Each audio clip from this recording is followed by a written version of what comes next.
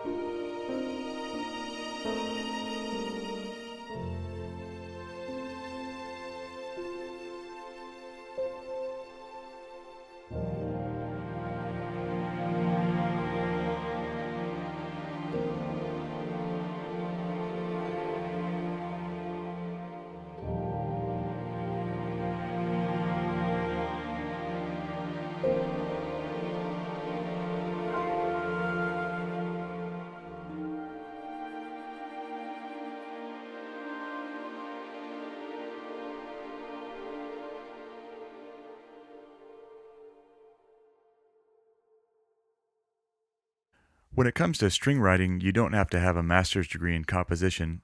Like anything with music, it really comes down to expressing emotion.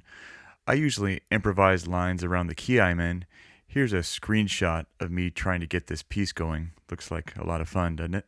Listening back, I'll hear interesting interaction and counterpoint. Sometimes in 8 bars, I might only hear a few areas that work, but from there, I'll zoom in and figure out what's going on. And once I have something I like, at this point, I do rely on simple rules of 4-part writing. That's in terms of moving voices, harmony, all that sort of thing. Sometimes I'll break the rules on purpose, particularly if some other part of the sound or instrument is filling things in. But generally speaking, I really do try to get the parts right. One more quick note for the really expressive violin moments of the piece, I'm actually using violins 2 instead of violins 1. The vibrato on violins 2 just shines through a bit more because the section is smaller. That was just another reminder for me that samples can't always be treated literally. Here's the piece again, soloing up just Century Strings.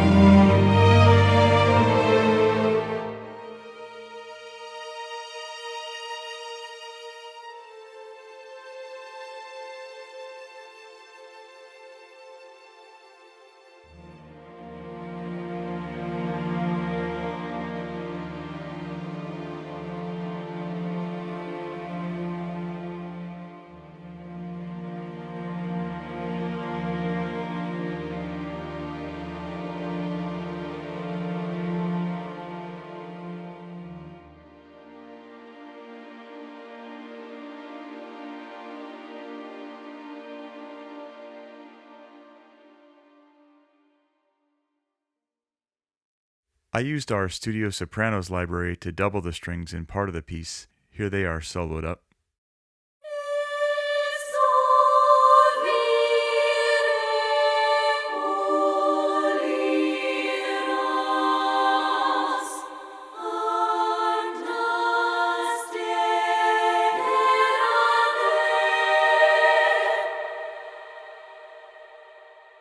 Many times in orchestration, I use a kind of a pad or triad of brass to support my string section. Initially, I was using the Century 6-horn sustained crossfade. As I got deeper into writing, I switched it out for the Century Trombone's 3 dynamic arcs. It may sound trivial, but it really opened up the sound and allowed the strings to be heard more clearly.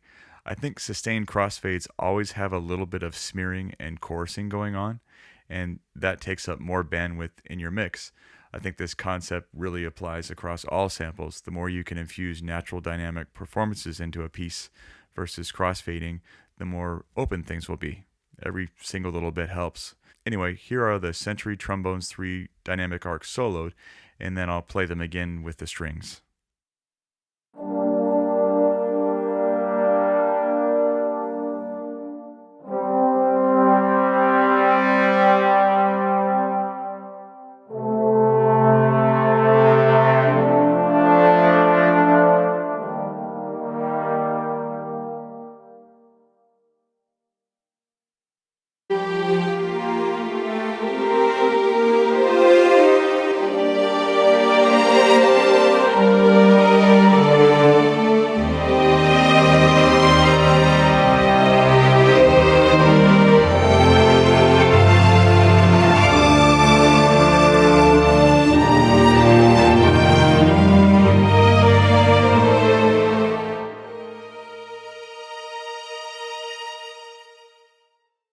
Finally, I always loved creating ambience out of real instruments. I'm not a huge synth guy.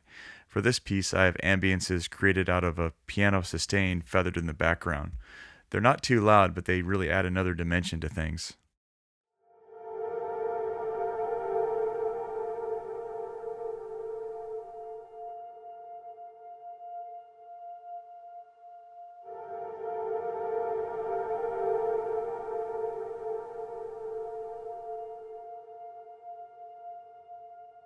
I'm also using Century Violin's one Sol Tasto sustains as a background pad throughout the piece.